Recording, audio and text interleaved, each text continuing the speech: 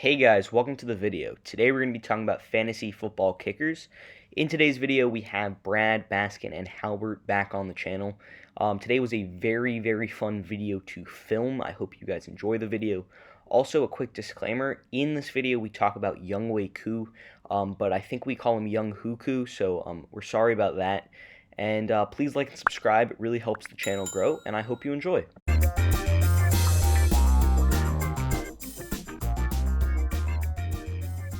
Hey guys, welcome to the video. We're going to be talking about the kickers for fantasy this season. Let's get right into it. So starting with the kickers that we want you guys to put on your radar in 2020, we're going to start with Brad here with Harrison Butker. All right.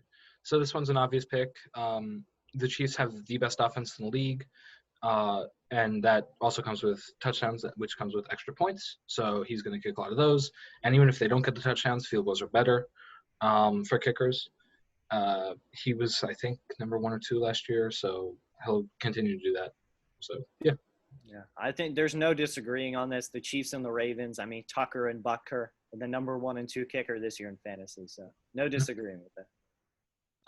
Yeah, I think that, there's really nothing to say here.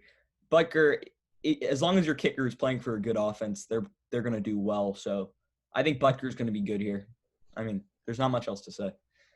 Let's move on to Baskin here with none other than Falcons kicker. I had to continue on with my sleeper kicker pick. Kareem Hunt was up there for consideration, but I think he'll be playing a little running back this year instead. So I had to pick Younghoe Koo, who comes from the great country of South Korea. And this is a great story. This guy, he came from out of nowhere. He played soccer in high school, and they were like, you should be a kicker. And then he's like, I want some money. I'll try it. He made the team. He went to a lower college. I think it was like Georgia Southern or something like that. And Younghoe Koo came out of nowhere last year. He had 3 onside kicks in one game. And this is just a feel-good story. I think the Falcons offense could struggle. That can mean a lot of field goals. It could also mean they don't drive the ball down the field enough, but I trust my guy Younghoe Koo, and I think he will have a good year. And I don't know if you get any points for onside kicks in fantasy, but I'd love him on my team. I think he's worth it. So I like Younghoe Koo. Baskin. I love Younghoe Koo's story, but the Falcons' offense, I don't think it's gonna be that good this year. I think any good offense will have a good kicker. I feel like this isn't the case, and I feel like the Falcons are going to be punting a lot, especially because Julio Jones, he has some games where he's just out of it. Yeah, I'm just hoping they get really stagnant at around the 30-yard line, and Younghoe Koo just has to keep coming out. It could happen. You don't know, so I'm going to take that chance. Yeah. Don't do not pick my guy Younghoe Koo, or I will be coming out for all you guys. So do not pick Younghoe Koo. To Baskin's point, the story behind him is amazing. To play for the Chargers, it's a great story. I like the story. Yeah, to play for the Chargers, miss that one kick, get cut, go to the XFL, be amazing, and then to come back, be on the Patriots, reserves. I forgot the exact name. Yeah. And then to be cut from there in favor of Nick Folk, who he played or whatever, and then to go into the Falcons, replace Matt Bryant, and play amazing. I feel like the rest of the kickers won't be as interesting, so we'll quicken it up a little. That's great. Let's move on to Halbert's pick here with Jason Myers. Okay, Jason Myers is probably the most boring kicker in the NFL.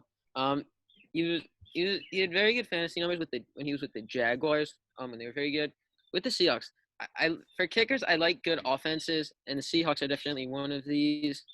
They have Russell Wilson, who he's an MVP candidate, and they also have Chris Carson, who broke out last year. He's doing very good. He's not the most talented kicker.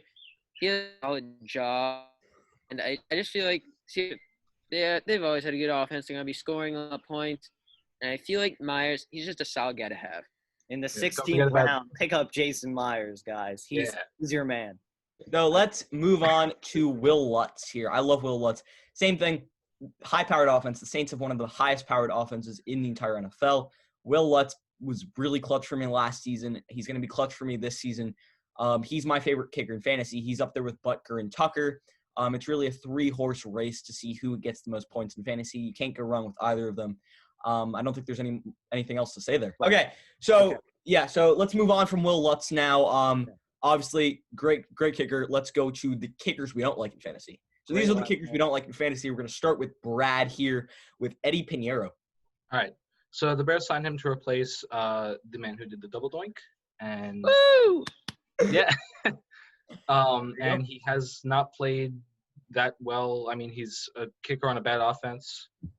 He's not going to score that many points. They can't even get to the red zone to kick it, and he does miss a lot because he's kicking from further. So yeah, not much to be said there. I mean, they do have like David Montgomery there to score. I'll stop. Just go. Okay, that's it. Maybe a sleeper kicker. Yeah. Yeah, I agree with that analysis, definitely. Move on to Baskin now. But Robbie Gould, I mean, he's just a little old for me. I mean, Matt Bryant, we saw what happened. He was old. He sucked. He got cut for Younghoe Koo. Adam Vinatieri, he's old. I don't know if he'll ever play another game in the NFL. I mean, he's a Hall of Famer, so I think he's okay with that. But I think there's better kicker options, even though that 49ers offense is good, than Robbie Gould, because I could see him getting cut. So I would not pick him up. That's it. Yeah, the only problem I have is the 49ers offense did lose a lot of pieces. They traded their running back to the Dolphins this offseason. They lost Emmanuel Sanders and the guy they sent to the Eagles that we talked about in the other video. Marquise Goodwin. Yep, there we go. I don't know how much losing Goodwin will impact Robbie Gould, but they have like nobody though. So I just think that Kittle's their only guy. They have Brandon Ayuk. They still have oh my God, I'm forgetting the guy from who did the draft last year. He's very good.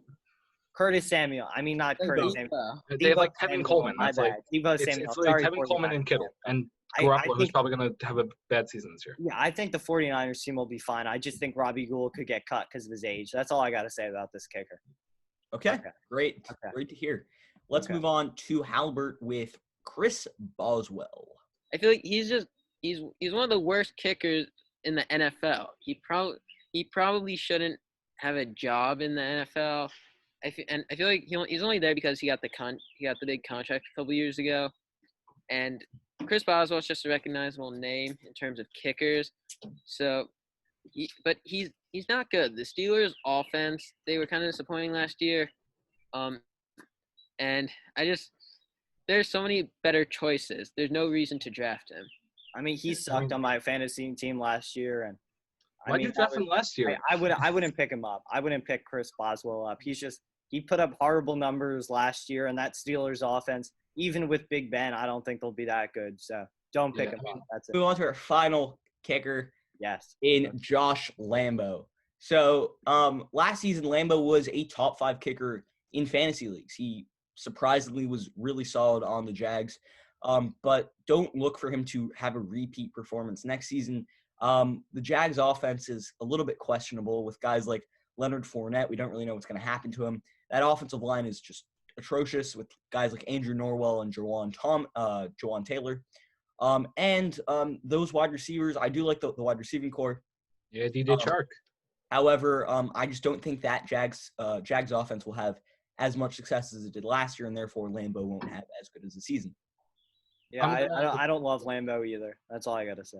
I'm just going to make a counterpoint. I think they are going to tank a lot this year, and if they want to do that, they're not going to go for the touchdowns in the red zone. I think they want to put up yards to show that they're, like, trying, but I think they're going to kick a lot more field goals than they do attempt touchdowns. Now that you've reached the end of my video, I want to thank you for watching. Please like and subscribe as it helps my channel out, and check out my other videos on my channel. Also, you can follow my Instagram. The link is in the description down below, and I hope you enjoyed the video. Until next time, see ya.